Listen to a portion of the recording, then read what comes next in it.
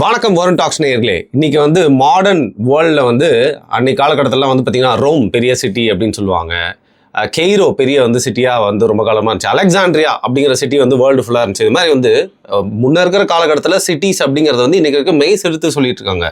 But இன்றைக்கி cities அப்படின்னு வர்றப்போ வந்து நியூயார்க், லண்டன், சிங்கப்பூர், அப்புறம் டோக்கியோ, இந்த மாதிரி சிட்டிஸ் எல்லாம் இன்றைக்கி வந்து பார்த்திங்கன்னா பல விதங்களில் பின்னுக்கு தள்ளிட்டு உலகத்தின் ஒரு ஹப்பாவே ஒரு பெருமை வந்து பார்த்தீங்கன்னா வந்து மிடில் ஈஸ்டில் துபாய் அப்படின்னு சொல்லலாம். துபாய் வந்து ஒரே ஒரு வார்த்தை, ஒரு ஊர் மட்டும் இல்லை, அது பல எமோஷன்ஸை வந்து ஒன்று கூட்டி இன்னைக்கு வந்து உலக மக்கள் அனைவருமே வாழ்ந்துட்டு இருக்க ஒரு சிட்டியாக இருக்குது. துபாயை பற்றி நிறைய சுவாரஸ்யமான விஷயங்கள்லாம் இருக்குது. அதான் பாரியோடைய பார்வையில் கேட்டு தெரிஞ்சுக்க போகிறோம். வணக்கம். வணக்கம். துபாய் போயிருக்கீங்களா? வேற ஏர்போர்ட்ல இறங்கிட்டு அப்படியே போய்ப்பீங்க. நீங்க நார்வே எல்லாம் போனீங்களேங்க? துபாயில இறக்கல, கிளம்பாக்கம் மாதிரி துபாயில ஒரு டச் பண்ணிட்டு ஜெர்மனில போய் இறக்கிட்டாங்க. அப்படியா? ஜெர்மனில இறக்கிட்டு இதுதான் ஜெர்மனியா? ஆனா ஒண்ணுங்க, வெளிநாடுகளுக்கு போனா இங்கிலீஷும் பயன்படாது போல. ஆமா, ஜெர்மனில எல்லாம் ஒருத்தனும் இங்கிலீஷ் பேச மாட்டேங்கிறான். இங்கிலீஷ்ல பேசினா அப்படியே முறைக்கிறாங்க. ஜெர்மன்ஸ்ல என்ன பிரச்சனைனா பிரெஞ்சும் அப்படிதான். இங்கிலீஷ் தெரிஞ்சாலும் உங்களுக்கு பேச மாட்டாங்க. பேசல. நாங்க போயிட்டு ஹெல்ப்புக்கு கேட்கறோம், ஃபிளைட்டை மிஸ் பண்ணிட்டோம். நானு மன்னர்லாம் போயிட்டு அப்பா எங்க அப்படின்னு கேட்டா எவனுமே இங்கிலீஷ்ல பேச மாட்டேங்கிறான். இங்கிலீஷ்ல நாங்க பேசினாலும் பதில் கொடுக்கல. அப்புறம் ஒரு கருப்பினத்தவர்கள் மட்டும் எங்களை கூப்பிட்டு போயிட்டு அப்புறம் அடுத்த ஹெல்ப் பண்ணாங்க. மித்தவங்க யாருமே வந்துட்டு ஜெர்மன்ஸ்லாம் வந்துட்டு அப்படி எல்லாம் ஜெர்மனிலே தான் பதில் கொடுக்குறாங்க. நமக்கு ஒன்றும் புரியல. அது கொஞ்ச நாச்சும் ஏதாவது இங்கிலீஷ்க்கு ஒத்த மாதிரி இருந்தானாச்சும் ஏதாவது இப்படி பிடிச்சிப்ப நமக்கு மலையாளம் கன்னடம்லாம் தெரியலனாலும் ஸோ ஒரு அந்த கேட்குற வார்த்தைகள் வச்சு ஒரு எத்திமாலஜி பண்ணி நம்ம ஏதாவது ஒன்று கண்டுபிடிச்சி போயிடலாம். ஜெர்மன் ஒன்றுமே புரியல. சரி, ஓகே, ரெண்டு மூணு பேரும் நாங்க இங்கிலீஷ்ல பேசுறத பார்த்துட்டு ஒரு வெள்ளைக்காரங்க அவங்க எங்ககிட்ட வந்து இங்கிலீஷ்ல பேசி எங்கிட்ட எனக்கே ஒன்றும் தெரியாது. நானே காமராஜர் நகர் தான்டா தேடி அலைகிறேன். அவங்களுக்கு பாருங்க, அவங்க மேபி அவங்க வெள்ளையா இருந்தாங்க, எந்த ஊருக்காரங்களாம் தெரியல. ஆனா அவங்களுக்கு இங்கிலீஷ்ல பேசுறாங்க. அவங்க இங்கிலீஷ் தெரியுது, அவங்களுக்கும் ஜெர்மன் தெரியல. அவங்க எங்ககிட்ட வந்து கேட்கறாங்க. எங்களுக்கு சரி விடுங்க, அது ஒரு காமெடி. ஒரு சைடு இங்கிலீஷோட டாமினன்ஸ் வந்து பாத்தீங்கன்னா நம்ம இங்க வந்து பார்க்கும்போது நமக்கு அப்படியே இங்கிலீஷ் தான் எல்லா பக்கம் பேசுவாங்க அப்படின்னு நினைக்கிறோம். ஆனா உண்மை அது அல்ல. நம்ம ஐரோப்பிய நாடுகள்ல ரொம்ப ஸ்ட்ரிக்டா தெரிஞ்சாலும் பேச மாட்டேங்கிறாங்க. நம்ம எப்படி தெரிஞ்சாலும் ஹிந்தி பேச மாட்டோமோ அது மாதிரி தான் அவங்க பண்றாங்க. ரைட்டு. இப்போ துபாய் வந்து வேர்ல்டோட ஒரு ஹப்பா வந்து மாறி நிக்குது. நீங்க ஷாப்பிங்னா துபாய், வேலை வாய்ப்புனா வந்து துபாய், டூரிசம்னா துபாய், ஏர்போர்ட்டோட ஒரு சென்ட்ரல் அப்படின்னா வந்து பார்த்தீங்கன்னா துபாய் தான். ஒரு பெரிய போர்ட், இந்த மாதிரி பல விஷயங்கள் வந்து பயணியராக வந்து நிற்கிறாங்கன்னா எதாச்சியாக நடந்த விஷயம் இல்லை. ஏன்னா ஆரம்ப காலகட்டத்தில் எல்லாருக்குமே தெரிஞ்ச விஷயம், சாதாரண ஒரு ஃபிஷிங் வில்லேஜ், ரொம்ப வறுமையில் இருந்த ஒரு வில்லேஜ். அப்புறம் வந்து முத்து குளிச்சுட்டு இருந்தாங்க. அந்த இடத்துல இருந்து இவ்வளோ தூரம் வர்றது வந்து ரொம்ப பெரிய உண்மையிலேயே வந்து பாலைவன பூமி. அங்கே வந்து உங்களுக்கு பெருசாக எதுவும் இல்லை, பெருசாக விவசாயம்லாம் கிடையாது. அவங்களே வந்து வணிகத்தை தான் கொஞ்சம் அதிகமாக நம்பி வாழ்ந்தாங்க. அதுக்கப்புறம் அந்த ஓஎஸ்எஸ்ன்னு சொல்லக்கூடிய இடத்துல பக்கத்தில் இருக்கக்கூடிய இடங்கள்ல இருந்து டேட்ஸ் இதெல்லாம் வச்சு சேமிச்சு வச்சுக்குவாங்க. அதை தான் சாப்பிட்டுட்டு இருப்பாங்க. அப்புறம் அதிகமாக அவங்களுக்கு வந்து செம்மறி ஆடுகள் தான் அவங்களுக்கான உணவு. ஸோ செம்மறிகள் நிறைய மேய்ச்சிக்கிட்டே இருப்பாங்க. அதுலேருந்து கிடைக்கக்கூடிய பை ப்ராடக்ட்ஸ் இது, அப்புறம் ஒரு ஆடை வெட்டி அவங்க சாப்பிட்றது போகிறதுன்னு இருப்பாங்க. ரொம்ப கஷ்டமான ஒரு வாழ்க்கை தான். ஒட்டகப்பாலை மறந்துட்டீங்க. ஒட்டகப்பால், ஒட்டகப்பால், ஒட்டகம். அவங்களுக்கு தண்ணி இது கிடைக்கலன்னா ஒட்டக கொழுப்பு அதை கரைச்சி தண்ணி எடுத்துக்குவாங்க. ஒட்டக கறியும் சாப்பிடுவாங்க. ஸோ அப்படியாங்க? ஆமாம்.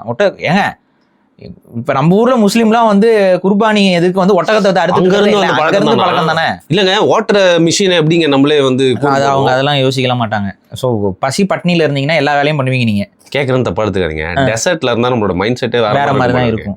வேற மாதிரி தான். நம்ம இங்க இருக்கனால வேற மாதிரி இருக்கும். நம்ம இங்க இருக்கனால நம்மளுடைய சமூக கட்டமைப்புகள் வந்து சர்வைவல் மோட்ல கட்டமைக்கப்படலை. அதனாலதான் மாட்டை சாப்பிடக்கூடாது, மாட்டை வேட்டையாடக்கூடாது, மாட்டை வந்து இது பண்ணக்கூடாது, மாட்டுக்கு தீங்கு பண்ணக்கூடாது, மனுஷனே தொடக்கூடாது, அந்த அளவுக்கு வந்துட்டாங்க. அதெல்லாம் நம்ம வரல, அது வேற ஒருத்தங்க அதை வேற மாதிரி கொண்டு போயிட்டாங்க. ஸோ அதுக்கு இதுக்கு சம்மந்தம் இல்லை.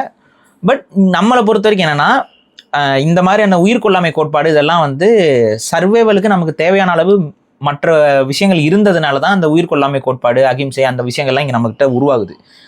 பாலைவன பூமியில் அதெல்லாம் பாலைவன பூமியில எது அனைத்தும் அது வந்து மேட்மேக்ஸ் ஃபியூரி தான். புரியுதா?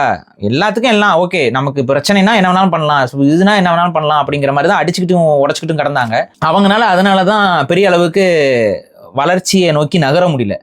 இப்போ இங்கே என்ன ஆயிடுச்சுன்னு பார்த்தீங்கன்னா, அதுக்கப்புறம் இஸ்லாம் வந்தது. இஸ்லாம் வந்து அவங்களுக்கு வந்து நிறைய விஷயங்களை இப்படி பண்ணுங்க, இப்படி செய்யாதீங்க, இதை மட்டும் தான் பண்ணணும், அதை வரமுறைக்குள்ள கொண்டு நிறைய வரமுறைகளை உருவாக்கி கொடுத்து, அதுவும் பாலைவனத்தில் இருக்கக்கூடிய மக்கள் எப்படி பாதுகாத்து வாழ வைக்கிறதுங்கிற கான்செப்ட்ல தான் நபிகள் வந்து அந்த வரையறைகளை எல்லாம் கரெக்டாக கொடுத்தாரு. அதன் மூலமாக அதுக்கப்புறம் அவங்க ஒரு கம்யூனிட்டியாக ஃபார்ம் ஆகிறதுக்கும் அடுத்த கட்ட வளர்ச்சி நோக்கி அவங்க நகர்றதுக்கும் வழிவகை செய்தது இஸ்லாம்.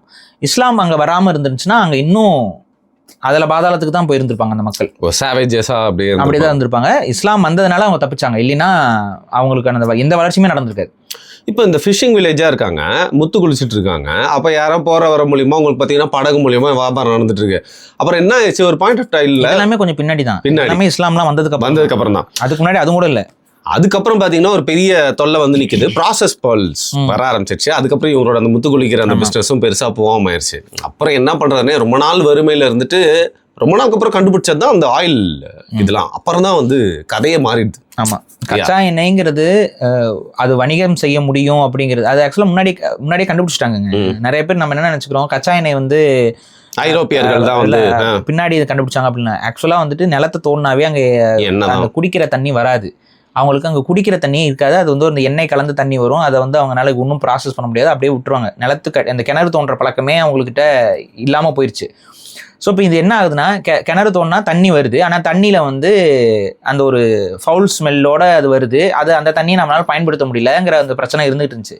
இதுக்கு சைமல்டேனியஸாக ஐரோப்பாவில் அந்த காலகட்டங்களில் என்ன நடக்குதுன்னு பார்த்தீங்கன்னா, நான் சொல்கிறது வந்து 16ஆம் நூற்றாண்டு 17ஆம் நூற்றாண்டு இந்த காலகட்டங்களில், இந்த 16, 17ல் வந்து கப்பலில் வந்து வணிகம் செய்கிறதுக்கு ஐரோப்பியர்கள் ரொம்ப ஸ்ட்ராங்காக நேவிலாம் உருவாகி அவங்க அந்த ஐரோப்பிய நாடுகள் ஒவ்வொரு நாடாக கண்டுபிடிச்சிருக்கு. அப்படி தான் அமெரிக்கா கண்டுபிடிக்கிறதெல்லாம் அந்த டைமில் தான் நடக்குது.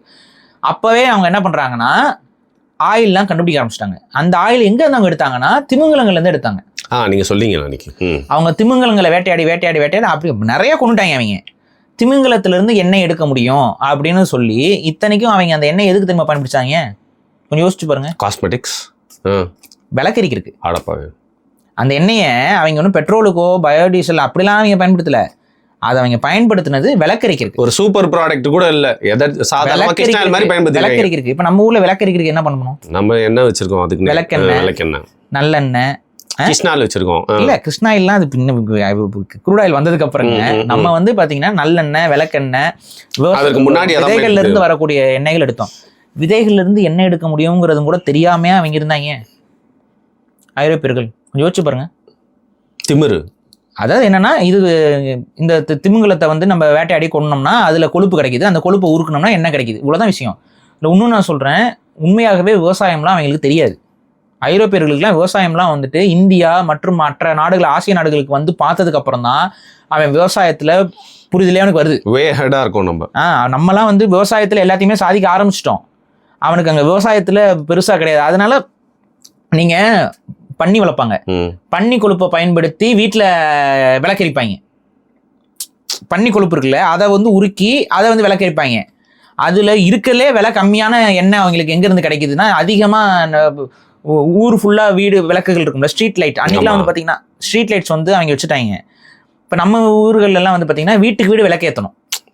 நம்ம ஊர்களோட நடைமுறையை பாருங்க, வீட்டுக்கு வீடு விளக்கேற்றணும், இது ஒரு சடங்கு. கரெக்டாக 6 மணி ஆனால் விளக்கேற்றணும். இன்னைக்கு வரைக்கும் எல்லாரும் வீடுகளையும் விளக்கேற்றணும்ல, இது எங்க இருந்து வருது? கரண்ட் இல்லடா, விளக்கேத்துங்கடா ஈவினிங்ல, அப்பதான் ஊர் வெளிச்சமா இருக்குங்கிறனால வீட்டுக்கு வீடு விளக்கேற்றணுங்கிற கான்செப்ட் வந்து தமிழ்நாட்டுல இருந்துச்சு. எல்லாருமே ஒளியை கான்ட்ரிபியூட் பண்றாங்க. அப்ப அவங்க வீட்டுக்கு முன்னாடி விளக்கேற்றுவாங்க, வீட்டுக்கு வெளியில விளக்கேற்றுவாங்க, விளக்க வச்சிருவாங்க. ஸோ ஊர் வந்து வெளிச்சமா இருக்கும். ஆனா வெள்ளைக்காரங்க கிட்ட அந்த பழக்கம் கிடையாது. அவங்க வீட்டுக்குள்ள விளக்கேற்றுறது இதெல்லாம் இருக்காது. அப்ப என்னன்னா கவர்மெண்ட் விளக்கேற்றும். அரசர்கள் என்ன பண்ணுவாங்கன்னா, அங்க விளக்கேற்றுக்குன்னு ஒருத்தனை வச்சு அவன் என்ன பண்ணுவானா எண்ணெயை ஊற்றி விளக்கேற்றிட்டு இருப்பான். அந்த எண்ணெயை வந்து எப்படி எடுத்தாங்கன்னா, இந்த மாதிரி திமிங்கலத்தை வேட்டையாடி எடுக்கிறது, பன்னிகளை வேட்டையாடி எடுக்கிறது, இதுதான். அப்ப திமிங்கல வேட்டையில இருந்து கிடைக்கக்கூடிய எண்ணெய் அவனுக்கு அதிகமா கிடைச்சது. இந்த காலகட்டத்துல தான் அவன் கொஞ்சம் கொஞ்சமா அந்த ஸ்டீம் இன்ஜினை நோக்கி நகர்ந்தான். ஸ்டீம் இன்ஜின் வர வரைக்கும் திமிங்கலத்தை வேட்டையாடிட்டு இருந்தான். ஸ்டீம் இன்ஜின் வந்து திமிங்கல எண்ணெயை பயன்படுத்தினான், ஆனா பத்தலை. அதுக்கு தேவையான இதுக்கு வந்து ஹீட் எல்லாம் ப்ரொடியூஸ் பண்றதுக்கு பத்தலை. அந்த டைம்ல தான் அல்டர்னேட்டிவா இந்த மாதிரி அரபு நாடுகள்ல இந்த வணிகத்துக்கு போறவங்க, இங்கேயும் எண்ணெய் கிடைக்குது, இது வந்து நிலத்துல இருந்து கிடைக்குது, இது வந்து எரியக்கூடிய தன்மையா இருக்கு, இது வந்து அந்த திமிங்கலத்தோட எண்ணெயை விடவே இந்த எண்ணெய் வந்து நின்று எரியுது அப்படின்னு சொல்லி தான் இந்த க்ரூட் ஆயிலை வந்து கண்டுபிடிக்கிறாங்க. அப்புறம் இந்த க்ரூட் ஆயிலை எடுக்க ஆரம்பிக்கிறாங்க. ஸோ இப்படி தான் வந்துட்டு இந்த கச்சா எண்ணெய்ங்கிறது வந்து வருது. அதுக்கப்புறம் இந்த க்ரூட் ஆயில் எடுக்கிறதுல அப்புறம் சில கெமிக்கல் ப்ராசஸ் இதெல்லாம் வச்சு பண்ணி அதில் பெட்ரோல்னு ஒன்று எடுக்கிறாங்க, டீசல்னு ஒன்று எடுக்கிறாங்க. இதெல்லாம் கண்டுபிடிச்சி கடைசியில் அதுக்கப்புறம் அதுக்கு தகுந்த மாதிரி இன்ஜின்ஸு, அதுக்கு தகுந்த மாதிரி அப்போ இந்த இண்டஸ்ட்ரியல் ரெவல்யூஷனுங்கிறது ஐரோப்பா நாடுகளில் வருது. அப்போ இது எல்லாத்துக்குமே வழிவகுத்தது என்னன்னா இந்த கண்டுபிடிப்பு தான். இந்த கண்டுபிடிப்பு கரெக்டாக இந்த அரபு நாடுகளுக்கு ஒரு பெரிய ப்ளஸ் பாயிண்டாக மாறுது. ஏன்னா அரபு நாட்டில் தான் இது வந்து ரொம்ப எளிய முறையில் எடுக்க முடிஞ்சுது. இப்போ மற்ற நாடுகளையும் இது எடுக்க முடியுது. இப்போ இந்தியாவிலும் கூட எடுக்கலாம். இந்தியாவிலும் கூட க்ரூட் ஆயில் கிடைக்குது. ஆனால் அது எடுக்கிற ப்ராசஸ் வந்து கஷ்டம். நீங்கள் அரபு நாடுகளில் ரொம்ப சாதாரணமாக எடுக்கலாம். ஏன்னா அந்த நிலப்பரப்பு அந்த மாதிரி இருக்கு. அந்த நிலப்பரப்பு வந்து ஜியோகிராபிக்கல் லொகேஷன்ல அந்த இடம் வந்து பார்த்தீங்கன்னா கொஞ்சம் மேம்பட்ட இடமாக இருக்கு. இந்த கச்சா எண்ணெயோடைய அளவு வந்து கொஞ்சம் மேலே இருக்கு. அப்போ அவங்க ஈஸியாக வந்து சில 100 அடி போர் போடும் பொழுதும் கூட கச்சா எண்ணெயோட வரத்து வந்து கிடைச்சிருது.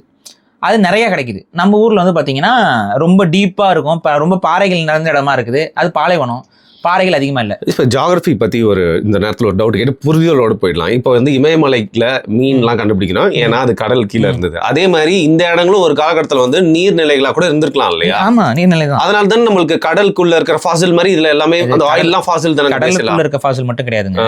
இது ஒரு காலத்தில் வந்து பார்த்தீங்கன்னா இந்த நிலப்பரப்பு, அந்த துபாய்க்கு இருக்க கீழே இருக்கக்கூடிய நிலப்பரப்பு வந்து ஒரு பெரிய காடு.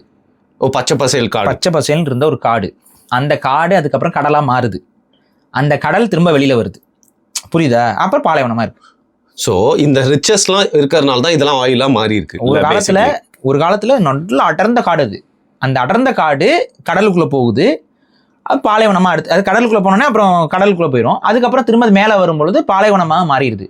ஸோ அப்போ கடலுக்குள்ளே அந்த காலகட்டத்தில் போன மரங்கள், செடி கொடிகள், உயிரினங்கள், டைனோசரு எல்லாம் உள்ள போச்சுல, இது எல்லாம் வந்து பயோஃபியூலாக மக்கி அது இதாகி அது அப்படி ஆயிருக்கு. ஸோ இதுதான் விஷயம். அதனால தான் அங்கேருந்து ஈஸியாக எடுக்க முடியுது. ஆமாம், அது வந்து அங்கே அபண்டண்ட்டாக இருக்குது, அவ்வளோதான். அந்த அபண்டண்ட்டாக இருக்கிறத நம்ம எடுத்துக்கிட்டே இருக்கோம். இன்னும் ஆக்சுவலாக எடுக்க முடியும். ஆனால் அதுக்கு முன்னாடி இப்போ இந்த உலகம் வந்து வேற பாதையை நோக்கி நகர ஆரம்பிச்சிருச்சு. ஃபைன். ஸோ அவங்களோட அந்த ஸ்டார்டிங் அங்கே தான் வந்து அல் மக்தூன் அப்படிங்கிற ஃபேமிலி தான் இன்னைக்கு வரைக்கும் ஆண்டுகிட்டு இருக்காங்க அந்த ஆயில் இது பண்ணிட்டு. அந்த யுனைடெட் அரப் எமிரேட்ஸ் அப்படிங்கிற அந்த அமீரகம் அது கூட போய் இவங்க இணையறாங்க. அது ஒரு பெரிய உங்களுக்கு ஒரு நல்ல விஷயம் இல்லையா? துபாய் எல்லாம் வந்து ஊரெல்லாம் வந்து ஆக்சுவலாங்க அங்கே இருக்கக்கூடிய ஷேக்ஸ் எல்லாமே வந்துட்டு இஸ்லாமியர்கள்.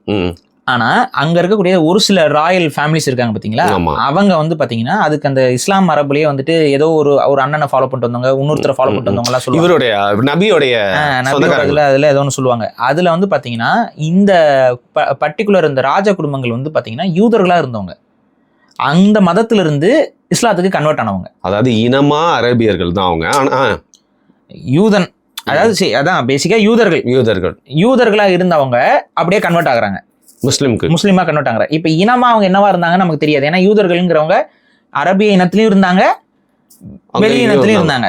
ஸோ இவங்க என்னவா இருந்திருப்பாங்கன்னு தெரியாது. பட் பேசிக்கலி வந்து இவங்க அந்த இனத்துக்குள்ளதான் கல்யாணம் பண்ணிட்டு இது பண்ணிட்டு இருந்திருக்கிறனால மெஜாரிட்டி ஆஃப் த ஜெனட்டிக் இது வந்து பார்த்தீங்கன்னா இவங்களுக்கு அரபிய இதுதான் இருக்கும். ஆனால் அந்த பர்டிகுலர் குடும்பத்தோடைய அந்த ஆரிஜின் வந்து பார்த்தீங்கன்னா யூத மதத்திலிருந்து மாறியவர்கள்.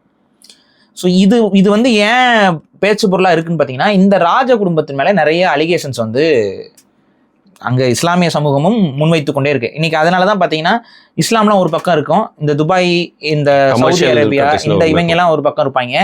இஸ்லாம் எதெல்லாம் தவறுன்னு சொல்லுதோ அதை எல்லாத்தையுமே இவங்க வந்து நடைமுறைப்படுத்திக்கிட்டே இருப்பாங்க. ஈரான் வார்லையும் அதை வந்து நம்ம பார்க்குறோம். அவங்களோட கல்ச்சரில் இதில் எல்லாம் அவங்க நடைமுறைப்படுத்திக்கிட்டே இருப்பாங்க. இப்போ இஸ்லாமத்தை பொறுத்த வரைக்கும் என்ன, பெண்களை வந்து கவர்ச்சி பொருளாக வைக்கக்கூடாது. இப்போ மிடில் ஈஸ்ட் கண்ட்ரிக்கு போகிறவங்களாம் பெல்லி டான்ஸ் பார்த்துட்டு வரான். இதுக்கும் இஸ்லாத்துக்கு என்ன சம்பந்தம்? துபாயில சொல்ல முடியாத விஷயம்லாம் நடக்குது. துபாய் வந்து இன்னொன்று ரிச்சான ப்ராஸ்டியூட் ஏரியா எதுன்னா துபாய் தான். அது டாப் லெவல் ப்ராஸ்டியூஷன் அதிகமாக நடக்கிற இடம் எதுனா துபாய் தான். இது வந்து இல்லைன்னு சொல்லவே முடியாது, வெளியில சொல்லிக்கிறது இல்லை. என்ன ஒன்று தாய்லாந்து மாதிரி அது ஓப்பனா இல்லை. ஏன்னா ஓப்பனானா அது இஸ்லாமிய நாட்டுக்கு ஒரு அவலம் அப்படிங்கிறனால அது இஸ்லாமிய நாடு, அங்கே ப்ராஸ்டியூஷன் இருக்கிறாங்க. ஏங்க இந்தியாவில இருந்துலாம் அங்கே போயிட்டு இப்போ இந்த கிளப்ல டான்ஸ் ஆடுறதுக்குலாம் போறாங்க வராங்க அப்படிங்கிறது இதெல்லாம் நம்ம எங்க போய் சொல்லி மண்டையில் அடிச்சுக்கிறது? அப்ப அது உண்மையை சொல்லணும்னா துபாய் என்பது ஒரு இஸ்லாமிய நாடு மாதிரி அறியப்பட்டாலும் அது உண்மையான இஸ்லாமிய நாடு அல்ல. இஸ்லாமிய மார்க்கத்துக்கு எதிரான நாடு தான் அது. இதை இஸ்லாமியர்களே ஏற்றுக்குவாங்க நிறைய பேர். ஒரு சில புரிதல் இல்லாதவங்க தான் அது வந்து இஸ்லாமிய நாடுன்னு சொல்லிட்டு இருப்பாங்களே ஒழிய, துபாய் வந்து என்னைக்குமே ஒரு காலத்துல இஸ்லாமிய நாடா இருந்துச்சு. அது இன்னைக்கு முழுக்க வந்து இந்த வல்லாதிக்க நாடுகளால, இந்த யூத இலுமினாட்டி கூட்டத்தால நிர்வகிக்கப்படக்கூடிய ஒரு ஹப்பு. அப்படிதான் நான் பார்க்குறேன் அது.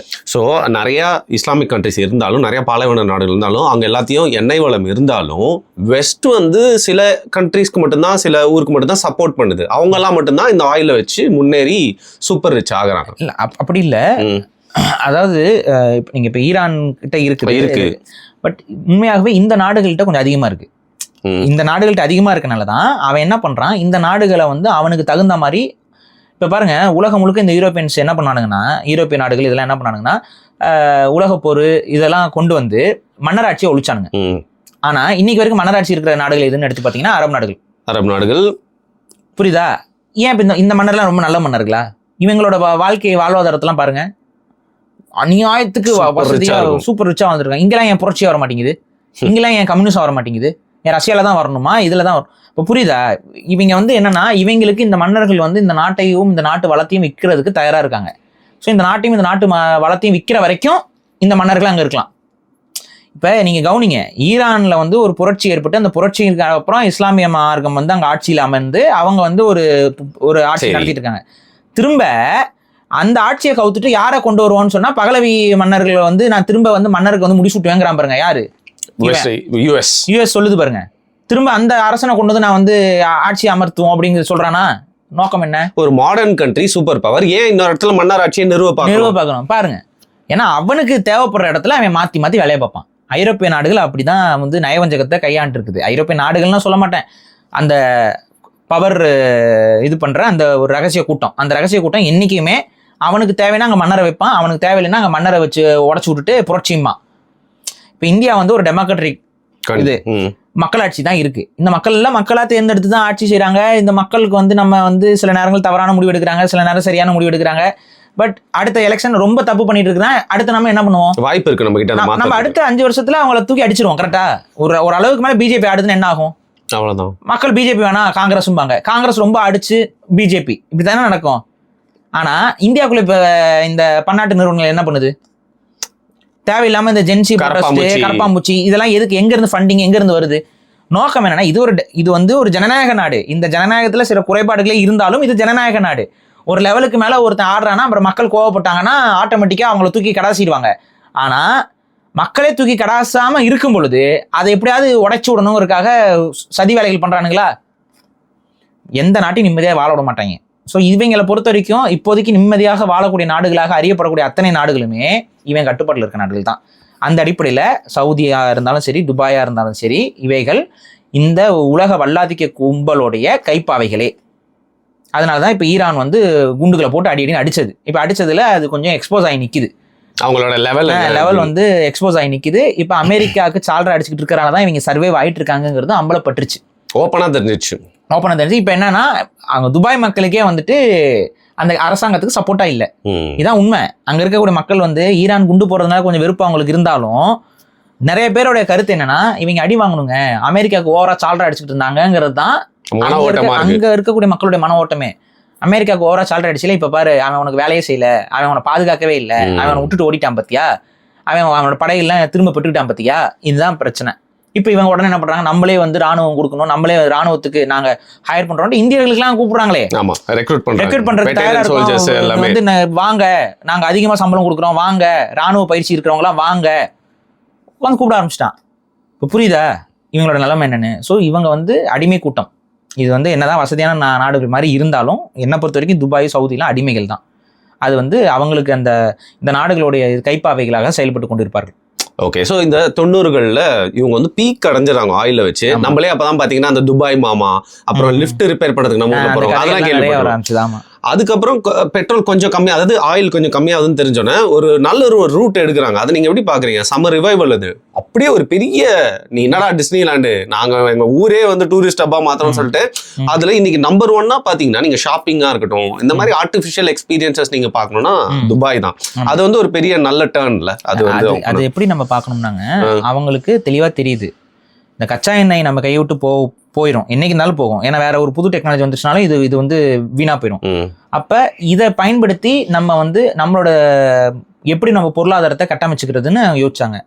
இதை நிறைய பேர் நல்ல விதமாகவும் யோசிச்சாங்க. இப்போ கடாஃபி போன்றவர்கள்லாம் அவங்க என்ன பண்ணாங்க, லிபியா இவங்கெல்லாம் என்ன பண்ணாங்கன்னா, நம்ம கச்சா எண்ணெய் எல்லாம் முடிஞ்சிருச்சுன்னா நமக்கு பிரச்சனை ஆயிரும். அப்ப கச்சா எண்ணெய் முடிஞ்சாலும் நம்ம கிட்ட பொருளாதாரம் இருக்கணும்னா தங்கம் நம்ம கிட்ட இருக்கணும். இதுதான் யதார்த்தமான ஒரு தலைவர் சிந்திக்கிறது. கடாஃபி என்ன பண்றாரு, தங்கம் நமக்கு வேணும், அப்ப கச்சா எண்ணெயை தங்கத்திலே வாங்கு, நீ வந்து டாலர்ல கொடுக்காது. ஏன்னா டாலருங்கிறது காகிதம், அது என்னைக்கு இருந்தாலும் வேல்யூ எல்லாம் போகும். பட் தங்கங்கிறதுக்கு என்னைக்கு இருந்தாலும் ஒரு வேல்யூ இருக்கும், அது குறைஞ்சாலும் ஏறினாலும் ஒரு வேல்யூ இருக்கும் எப்பவுமே. அப்ப அவர் என்ன பிளான் பண்றாரு, கச்சா எண்ணெயை நீ தங்கத்துல வாங்கு, கோல்டன் தினார்னு ஒரு கான்செப்ட கொண்டு வருவோம். அரபு நாடுகள் எல்லாம் ஒன்னா எல்லா அரபு நாடு ஒன்னா இருந்து கோல்டன் தினார்னு கொண்டு வருவோம். அந்த தினார்களுக்கு எவ்வளவு கச்சா எண்ணெய் கொடுக்கணும்னு நம்ம முடிவு பண்ணுவோம். ஸோ கச்சா எண்ணெய் முடிஞ்சு போகும்போது நம்ம கிட்ட தங்கம் இருக்கும்.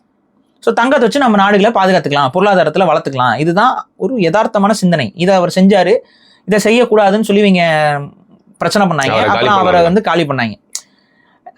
இவங்க வந்து இவர் சதாம் ஹுசேன் எடுத்துக்கிட்டீங்கன்னா அவர் என்ன சொன்னாரு, டாலரை வந்து நம்ம ஒழிக்கணும், டாலர் வந்து என்னைக்கு இருந்தாலும் அது ஏமாத்து வேலை, ஏன்னா டாலருக்கு பின்னாடி எதுவுமே கிடையாது, வெறும் டெப்ட் சிஸ்டம். அதெல்லாம் ரொம்ப டீட்டெயிலாக போனா, அதாவது டாலர் வெறும் காகித குப்பை. அந்த காகித குப்பையை நிலைநிறுத்துறதுக்கு தான் அமெரிக்க ராணுவம். இதை எவெல்லாம் டாலர் வந்து காகித குப்பைன்னு சொல்லி எந்த அரசெல்லாம் முடிவு எடுக்குதோ அந்த அரசாங்கத்தில் அடிச்சு காலி பண்ணுவாங்க. ஸோ இவ்வளோதான் விஷயம். அப்போ அந்த காகித குப்பைங்கிற அந்த விஷயத்தை உணர்ந்துக்கிட்டு அவர் என்ன சொன்னார், நம்ம வந்து டாலரை புறக்கணிப்போம், டாலரில் நம்ம வியாபாரம் செய்ய வேண்டாம், வேற ஏதாவது ஒரு இதில் பண்ணுவோம், வேற பணங்கள்ல நம்ம பண்ணுவோங்கிறதான் அவர் பிளான். அப்போ அரபு நாடுகள் எல்லாம் சேர்ந்தா நமக்குன்னு ஒரு பணத்தை உருவாக்கி அந்த பணத்தில் வந்து நம்ம வியாபாரம் பண்ணுவோம், அப்போ நம்மளோட கரன்சி ரேட் வந்து இன்க்ரீஸ் ஆகும். சரி, அதுவும் பண்ணக்கூடாதுன்னு சொல்லிட்டு சதாம் ஹுசேனை போட்டு காலி பண்ணாங்க. ஸோ இவங்களோட அரசியலுக்கு யாரெல்லாம் இங்கே வராங்களோ இவங்களெல்லாம் காலி பண்ணாங்க. இப்போ இந்த நாடுகளுக்கு வந்து அடுத்த செக்யூரான ஒரு விஷயம் எங்கே இருக்குது அப்படின்னா எதுவும் இல்லை. இதுதான் கரெக்டான செக்யூரிட்டி. பட் ஒரு ஃபேக்காக ஒரு டெவலப்மெண்ட்டை காமிச்சோம்னா மக்கள் அமைதியாக இருப்பாங்க. அப்படி தான் ஒரு ஃபேக் டெவலப்மெண்ட் தான் துபாய், சவுதிக்கெலாம் நடந்திருக்கு. இப்போ நீங்கள் நல்லா யோசிச்சு பாருங்கள், அங்கே பெரிய பெரிய கார்லாம் இருக்குது. அந்த கார்லாம் யாரோட காரு? எல்லாம் யூரோப்பியன், யூஎஸ். ஸோ அது யூரோப்பியன். அந்த கார் அங்கே தயாரிக்கிறாங்களா? கிடையாது. அப்போ துபாய் ஷேக்கிட்ட என்ன இருக்க வரைக்கும் அந்த கார் இருக்கும். என்ன திந்துச்சுன்னா அந்த கார் என்ன ஆகும்? வேஸ்ட் ஆயிடும். அந்த கார் இருக்காது. அவரால் போலீஸ்கே புகாட்டி, லாம்போகினி எல்லாம் கொடுத்துருக்காங்க பெருமைப்பட்டாலும், பட் பின்னாடி இருக்கிறத இதை பாருங்க. அந்த கார் கம்பெனி அவங்க கிட்ட இருக்கா? ஏன் ஒரு கார் கம்பெனி வச்சுக்கலாம்ல? வைக்க முடியாது, விட மாட்டாங்க. ஓகேவா? சரி, பெரிய பெரிய பில்டிங்லாம் இருக்கா? அந்த பில்டிங்ல வந்து தங்குறவன் யாரு? வெளிநாட்டுக்காரன் தான் வந்து தங்குறான். இப்ப புரியுதா? ஈரான் வந்து குண்டை தூக்கி போட்ட உடனே அடுத்த நிமிஷம் அங்க தங்குற அத்தனை பேருக்கும் நாங்க காசு கொடுக்குறோம்னு சொன்னது யாரு? கவர்மெண்ட். எல்லாருமே ஏர்போர்ட்ல போயிட்டாங்க. எல்லாரும் காலி பண்ணிட்டு போனா இவன் துபாய் புஷ், அவன் டூரிசம்ங்கிறது விழுந்துச்சுன்னா துபாய் அவுட்டு. அப்ப என்ன ஆகுதுன்னா அங்க பாதுகாப்பு இல்லைன்னு போயிடுச்சுன்னா பிரச்சனையா இருக்குன்னு சொல்லிட்டு இவன் வந்து ஸ்டார் ஹோட்டலே தங்குங்க, நாங்க காசு கொடுக்கணும், போயிடாதீங்கடா அப்படிங்கிறான். போயிடாதீங்கடான்றான். இப்ப புரியுதா? அப்ப இந்த கவர்மெண்ட் அப்ப அவங்களால இலவசமா தங்குன்னு கூட சொல்ல வைக்க முடியல. கவனிச்சுதா? போர் தானே நடக்குது, இலவசமா தங்குன்னு சொல்ல முடியல. ஏன்? அந்த ஹோட்டல்லாம் யாரோடது? பன்னாட்டு நிறுவனங்களோடது. ஓகே, அது அவங்க கவர்மெண்ட் ஒன்றும் இல்லை, இன்வெஸ்ட்மெண்ட் வெளியில இருந்து இன்வெஸ்ட்மெண்ட் வந்திருக்கு. அப்ப அவன் எதுக்கு இலவசமா கொடுக்கணும்? இது ஏன் ஹோட்டல்ரா அப்படிமா அவன். அப்ப கவர்மெண்ட்டோட ஹோட்டல்ஸும் கிடையாது, அதெல்லாம் பிரைவேட்ஸ். அப்ப அந்த பில்லை இவங்க பே பண்றாங்க, கவர்மெண்ட் காசு எடுத்து கொடுத்து. இதுல என்ன வளர்ச்சி இருக்கு? பில்டிங்லாம் இருக்கு, பாக்குறதுக்குலாம் அழகா இருக்கு. ஆனா நான் நீங்க சொல்றேன், இது என்னைக்கு நடக்கும் தெரியாது. துபாய், சவுதிலாம் கோஸ்ட் டவுனா மாறும். அவ்வளவு ஸ்கை ஸ்கிராப்பர்ஸ்லாம் காலியெல்லாம் இருக்கு, அப்படியே தான் இருக்கும், அப்படியே இருக்கும், யாரும் இருக்க மாட்டாங்க. அதாவது யூஸ் பண்ண மாட்டான். கோஸ்ட் டவுனா மாறுதா இல்லைன்னு மட்டும் பாருங்க. இது நடக்கும், இட் வில் ஹேப்பன். இன்னைக்கு நடக்குதோ இது ஆக்சுவலா அவங்க சினிமா படங்களே நிறைய இடத்துல காமிச்சிட்டாங்க. இன்டைரக்டா காமிச்சிருப்பாங்க. நீங்க பாத்தீங்கன்னா தெரியும், அந்த துபாய்லாம் எம்டிஆர் இருக்க மாதிரிலாம் காமிச்சிருப்பாங்க சில இதுலாம். அதெல்லாம் என்னன்னா அது கோஸ்ட் டவுனா மாறதான் போகுது அதுகள். இப்போ இந்த வளர்ச்சி கிட்டத்தட்ட ஈக்குவல் டு சிங்கப்பூர். சிங்கப்பூர் இதே மாதிரி தான், இதே டெக்னிக் தான். போர்ட் சிட்டி அவங்களுக்கு வந்து பாத்தீங்கன்னா சின்ன ஊர், அந்த சின்ன ஊர்ல பெரிய வர்த்தகங்கள் பண்ண முடியாதுன்னா அது வர்த்தக நகரமா மாத்திரு, எல்லா வர்த்தகத்தையும் இங்க வந்து பண்ற மாதிரி பாத்துக்கோ. யார் வந்து பண்ணுவா? வெள்ளைக்காரன் வந்து பண்ணுவான். அவன் வரலைன்னா முடிஞ்சு போச்சு. புரியுதா? சோ வர்த்தக நகரமா இவன் முடிவு பண்ணி மாத்துறது ஒவ்வொரு நகரத்தையும். அவன் நினைச்சா எந்த நகரத்தை வர்த்தக நகரமா மாத்த முடியும். ஆக்கவும் செய்வான், அழிக்கவும் செய்வான். இப்ப அவன் நினைச்சானா ஸ்ரீலங்காவை நாளைக்கு ஒரு வர்த்தக நகரமா மாத்தலாம். ஸ்ரீலங்கால ஒரு கொழும்பையோ எதையோ வந்து வர்த்தக நகரமா மாத்தணும்னா அவன் மாத்திடுவான். இதை நீங்க கேள்விப்பட்டிருப்பீங்கன்னு நினைக்கிறேன். ஒரு யூதர் வந்து ஓபியம் ட்ரேட் பண்றதுக்காக உருவாக்கப்பட்ட நகரம் தான் மும்பையா. புரியுதா? ஸோ பேசிக்கா என்னன்னா அவன் நினைச்சா நகரங்களை உருவாக்குவான், அவன் நினைச்சா நகரங்களை அழிப்பான். ஸோ இது வந்து இந்த டெக்னிக்கும் அவன் வந்து வெளியில இருந்துலாம் கத்துக்கிட்டல, அவன் தமிழங்கிட்ட தான் கத்துக்கிட்டான். தமிழங்கிட்ட தான் இந்த விஷயங்களையும் அவன் கத்துக்கொண்டான். நகரத்தார் நம்ம சொல்றோம். அவங்க என்ன பண்ணாங்க? நகரங்களே நகரங்களே உருவாக்குவாங்க. அவங்க அங்க எங்க போய் வியாபாரம் செய்யறாங்களோ அந்த இடத்துல ஒரு நகரத்தை உருவாக்கிடுவாங்க. அவங்க அந்த இடத்த சுத்தி ஒரு பொருளாதார மையம் உருவாகும். அந்த மாதிரி அதனாலதான் எல்லா முக்கிய நகரங்களுக்கு நீங்க போனீங்கன்னா நகரத்தார்களுடைய கால் தடம் பதிச்சிருக்கும். இது தமிழர்களுடைய ஒரு காலத்துல வணிகத்தில் கொடிகட்டி பறந்ததுனால தமிழ் சமூகம் அந்த அளவுக்கு உயர்ந்து இருந்துச்சு. இன்னைக்கு அந்த வணிகத்துல இருந்து நம்ம விழுந்துட்டோம். அந்த இடத்த வந்து யூதன் கைப்பற்றி மேலே போயிட்டான். ஸோ இவ்வளோதான் விஷயம். நம்ம கையில் இருந்த வணிகம் இன்னைக்கு யூதன் கைக்கு போயிடுச்சு. யூதன் கைக்கு போனோன்னா அவனுடைய சிந்தனையின் அடிப்படையில் இன்னைக்கு உலகம் வந்து அவன் கட்டுப்பாட்டில் இருக்கு. இப்போ தமிழர் கையில் இருந்த ஒரு உலகம் வந்து அது ரொம்ப சரியான உலகமாக இருந்தது. அங்கே வந்து எல்லாமே நல்லா தான் நடந்துச்சு. இவன் கையில் இருக்கிறது எல்லாமே கெட்டாக தான் நடக்குது. மனுஷனை போட்டு கொண்டுகிட்டு குமிச்சிட்டு அலைதான் இதான் நடக்குது. ஸோ ஒரு சைடு வந்து பார்த்தீங்கன்னா 2000ஸ்க்கு அப்புறம் வந்து நியூயார்க்கோ இல்லை லண்டனோ இல்லை ஏற்கனவே இருக்கக்கூடிய அந்த வெஸ்டர்ன் சிட்டிஸ் எல்லாமே வந்து பார்த்தீங்கன்னா ஒரு ஸ்டாக்னன்ட் எடுக்கிற மாதிரி வந்து காட்டப்பட்டுச்சு. பார்த்தீங்களா துபாயில் எப்படி போயிடுச்சு, இன்னும் நீங்களாம் அந்த பழைய கஞ்சா அது ஸோ இது வேணுன்ட்டு விட்டு பிடிக்கிற மாதிரி நீங்கள் அப்படி போங்கடான்னு ஒரு மாதிரி ஒரு மாயை தான். இல்லை என்னன்னா பேசிக்காக ஒரு விஷயங்க. இப்போ மதுரை இருக்கு. மதுரை வந்து 2000 வருஷமா இருக்கு. இப்போ இருக்கிற மதுரையே 2000 வருஷமா இருக்கு. இப்போ 2000 வருஷமா இருக்கிற ஒரு மதுரைங்கிறது ஒவ்வொரு காலகட்டத்திலையும் அது அப்படியே டெவலப் ஆகும். அதுக்கு தகுந்த மாதிரி நம்ம பிளான் பண்ணி உருவாக்கியிருப்போம். அதுக்கப்புறம் அடுத்த ஒரு ஜென்ரேஷன் வரும்போது அது மாறும். அப்போ வந்து ஒரு கச்சக்கச்சக்கத்தான் இருக்கு. இந்தியாவில் இருக்கக்கூடிய ஒவ்வொரு சிட்டியும் எடுத்துக்கிட்டிங்கன்னா அது எல்லாமே இன்னைக்கு நேற்றுலாம் சொல்ல முடியாது யாராலையும். கரெக்டா? இப்போ சென்னை வந்து ஒரு நகரமயமாகிறதுங்கிறது வந்து இப்போ நம்ம சொல்லிடலாம். ஒரு 200 வருஷம்னு சொல்லிடலாம் சென்னையை. ஆனா சென்னை அதுக்கு முன்னாடியே நீங்க பாத்தீங்கன்னா பல்லவர் காலகட்டத்திலுமே சென்னை இருந்திருக்கு. இன்னொரு டாபிக் நான் உங்ககிட்ட சொல்ல மறந்துட்டேன் பாரு. இப்ப பாத்தீங்களா ரீசெண்டா ஒரு ஃபைன் பண்ணிருக்காங்க. அதை எடுத்தா ஆசியாலேயே வந்து பாத்தீங்கன்னா கிரேடில் வந்து கீழடி தமிழ்நாடுன்னு இருக்கிறதுக்கான வாய்ப்பு இருக்கு. கதைகள் மாற்றி எழுதப்படும். அப்ப இங்க நீங்க பாத்தீங்கன்னா நகரமயமாதல்ங்கிறதுல அடிப்படையில் எடுத்துக்கிட்டீங்கன்னா நம்ம ஊர்கள்லாம் இப்போ மதுரை, இப்போ திண்டுக்கல், நம்ம வந்து எல்லாமே வந்து பாத்தீங்கன்னா 2000-3000 வருஷம் பழமையான ஊர்கள். அப்ப இது என்ன ஆகும்னா இந்த ஊர் அங்கேயே உழிந்து அழிஞ்சு திரும்ப அங்கேயே கட்டி அங்கேயே வந்து மக்கள் வாழ்ந்துகிட்டே இருக்காங்க. ஸோ மக்கள் வாழ்ந்துகிட்டே இருக்க இடத்துல வந்து என்னைக்குமே கொஞ்சம் ஒரு கேஸா இருக்கும். அதனாலதான் இந்தியாலாம் ஒரு கேயாட்டிக் சிட்டியா இருக்கு, ஒரு பிளான்டா இருக்கிறது இல்லை. ஆனா நியூயார்க் சிட்டிங்கிறது ஒரு காடு. அந்த காட்டுல அவங்க போய் உட்காந்து இங்க ரோட போடணும், இங்க பில்டிங், இங்க வர்த்தகம் வரணும், அதுக்கு நடுவுல எங்களோட கிராண்ட் மேசனுடைய லோகோ வரணும் அப்படின்லாம் அவன் பிளான் பண்ணி அவன் நியூயார்க் சிட்டியை உருவாக்கினான். அதெல்லாம் அது உருவாக்கணுமே எத்தனை வருஷம் ஆயிடுச்சு. இப்ப நியூயார்க்லாம் உருவாக்கி அது ஒரு 300-400 வருஷமா உருவாயிருச்சு. இப்ப துபாய் எப்போ உருவாக்கினா? Just like that. நம்மலாம் பிறந்துட்டோம். நம்மளாம் பிறக்கும் போதும் அதை ஸ்கெட்ச் போட்டு உருவாக்கிட்டு இருந்தாங்க. ஸோ அதனால அது புது நகரம், அதனால அப்படிதான் இருக்கும். இதே இன்னும் கொஞ்ச நாள் போகட்டுமே, நான் இன்னொரு 100 வருஷம் கழிச்சு பாருங்களேன், அது பழசாயிரும். அவ்வளவுதான் விஷயம். ஸோ அப்போ வந்து நேச்சுரல் ரிசோர்சஸ் வந்து அப்போ வேற அன்னைக்கு வந்து பாத்தீங்கன்னா அன்னைக்கு வேற புதிய நகரங்கள் உருவாயிருக்கும். சொல்ல முடியாது. அந்த நகரங்கள் நிலாலம் கூட உருவாயிருக்கலாம், இல்ல மார்ஸ்ல எலான் மஸ்க் கூட உருவாக்கி உட்கார்ந்துருக்கலாம், சொல்ல முடியாது. ஆனா இந்த பேட்டர்ன் மாறாது. இந்த பேட்டர்ன்ல என்னன்னா வணிகர்கள் எல்லாம் ஒன்று சேர்ந்து ஒரு இடத்த பெரிய நகரமா மாற்றணும் முடிவு பண்ணாங்கன்னா அவங்களால ஒரு நகரத்தை உருவாக்க முடியும். அப்படி உருவாக்கப்பட்ட நகரங்கள் தான் துபாய் இதெல்லாம். ஓகே. ஸோ பேசிக்கலி டாக்ஸ் செயற்கை நகரங்கள், செயற்கை நகரம். யா. ஸோ இப்போ அந்த பாம் ஜுமைரியா தான் அதுக்கு வந்து ஒரு நல்ல உதாரணம். ஸோ டாக்ஸ் வந்து பாத்தீங்கன்னா இங்க இல்ல, அதே அதுவும் சிங்கப்பூர் ரெப்ளிகேட் பண்ற மாதிரி. ஸோ எல்லாருமே அங்க ஸ்வாம் பண்ணி போய் வேலை பண்ணணும்னு நினைக்கிறது அது ஒரு சொத்து சேர்க்க முடியும். உங்களோட தனிப்பட்ட பொருளாதார வளர்ச்சியில நீங்க ரொம்ப தன்னிறைவு அடைய முடியும். அடுத்து லக்ஸுரியான லைஃபை வந்து உங்களால வாழ முடியும். இது மூணையும் வந்து ஒரு நகரம் உங்களுக்கு சாத்தியப்படுத்தி கொடுக்குது அப்படின்னா யார் தான் போகாமல் இருப்பா? எல்லாருமே ஆசை தான் படுவாங்க. எல்லாருமே போக தான் செய்வாங்க. பட் ஆனால் அது என்னன்னா அது ஒரு தனிப்பட்ட வாழ்க்கைக்கு அது கரெக்டாக இருக்குமே ஒழிய, பட் மனிதத்தோடலாம் யோசிச்சு பார்த்தீங்கன்னா இது வந்து இந்த இது வந்து ஒரு செல்ஃப் சஸ்டைன்டான ஒரு நகரமாக அது இருக்காது. இப்போ இந்த நகரத்தை நீங்கள் பாதுகாக்கிறதுக்கும் இந்த நகரத்தை நீங்கள் வந்து நடத்துறதுக்குமே நீங்கள் இயற்கையை ரொம்ப அழிச்சுக்கிட்டு இருப்பீங்க. இப்போ பாருங்க துபாய் வந்து அடுத்து என்ன பண்ணுறான், கடலுக்குள்ளே இறங்குறான். ஏன் வந்து கடலுக்குள்ளே இறங்கி இதில் பண்ணிட்டு அங்கே இருந்து எக்ஸ்பேண்ட் பண்ணுற ஏன் பண்ணுற? அவன் கடல் அவன்கிட்ட நிலமே இல்லை. அவன் நிலத்துக்கு அவன் என்ன பண்ணுறான், கடலை அழிக்கிறான். கடலை அழிச்சிட்டு ஆக்சுவலாக பேசிக்கான கடலை அழிக்கிறாங்க. இது எப்படிங்க நம்ம வந்து இதை சரி டெவலப்மெண்ட் சொல்ல முடியும்? கடலை இயற்கையெல்லாம் அழிக்க ஆரம்பிச்சிட்டாங்க. ஸோ பேசிக்காக அவன் அங்கே தான் கொண்டு வந்து நிப்பாட்டுவாங்க. இதெல்லாம் வந்து இது செயற்கையாக உருவாக்கப்படுறது எல்லாமே பேசிக்காக வந்து இயற்கையானது அல்ல, அது கேன்சராக தான் போய் முடியும். ஸோ துபாயோட வளர்ச்சி என்னைக்கு இருந்தாலும் ஒரு நாள் அடிப்படும். துபாய் நகரம் ரொம்ப சேஃபான நகரமாகவும் இருக்க போறது இல்லை. அண்ட் இதுக்கு தொடர்ச்சியா இன்னொன்னு கேட்கணும்னு தோணுதுன்னா, எல்லா செலிபிரிட்டிஸையும் அங்க வந்து நோக்கி வந்து ஈர்க்கிறான். இங்க வந்து தங்குங்க, இங்க ஒரு சிட்டிசன்ஷிப் வாங்கிக்கோங்க. நம்ம ஊர்லயே வந்து பாத்தீங்கன்னா நிறைய பேர் இப்ப அங்க போய் ஆல்மோஸ்ட் ஒரு செட்டில்மெண்ட்டை போட்டாங்க. இதுக்கு பின்னாடி இருக்கிற மேட்டர் என்னங்க? அது பேசிக்கா என்னன்னா, செலிபிரிட்டிஸ்லாம் ஒரு இடத்துக்கு போறாங்க தங்குறாங்கன்னா ஆட்டோமேட்டிக்கா அது என்ன விளம்பரம் தான். ஒரு செலிபிரிட்டி கூப்பிட்டு எதுக்கு பண்ணுவாங்க? ஒரு ஃபிளாட் வீக்கெண்ட்னா எதுக்கு ஒரு செலிபிரிட்டி கூப்பிட்டு வைக்கிறாங்க? அப்போ ஒரு செலிபிரிட்டி போய் அங்கே வாங்குறாரு அப்படின்னா அதை பார்த்துட்டு நிறைய பேர் போய் வாங்குவாங்க. அவ்வளோதான், அது இவ்வளோதான் விஷயம். அப்போ செலிபிரிட்டி அங்கே போய் தங்குறாரு அப்படின்னா துபாயில் தான் அவங்களா இருப்பாங்க. அப்போ அது வந்து உங்களுக்கு ஒரு உளவியலாவே ஒரு நமக்கு தெரிந்த முகங்கள் வந்து ஒரு இடத்துல போய் குமிறாங்க அப்படின்னா அந்த இடத்துக்கு நம்மளும் போகணுங்கிற எண்ணம் வந்துடும். இப்போ ரஜினிகாந்த் வந்து இமயமலைக்கு இப்போ போயிட்டு வந்துட்டு இருந்தா, அதுக்கு முன்னாடிலாம் எத்தனை பேர் தமிழ்நாட்டிலேருந்து இமயமலைக்கு போனாங்க?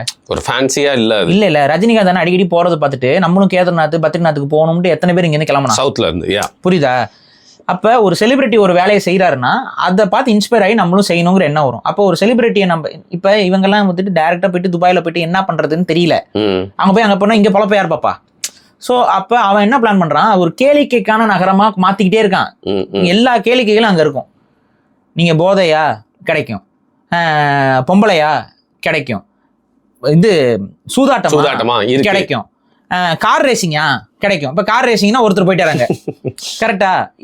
என்னென்னலாம் வேணுமோ எல்லாத்தையும் அங்கே வச்சுக்கிட்டே இருந்தோம்னா ஸோ ஒரு லெவலுக்கு மேலே வந்து இந்த கேளிக்கை என்டர்டைன்மெண்ட், அதுக்கப்புறம் பெரிய பெரிய அந்த கான்சர்ட்ஸு விஷயங்கள் இது எல்லாத்தையும் அங்கே நடத்திக்கிட்டே இருந்தோம்னு வைங்களேன்.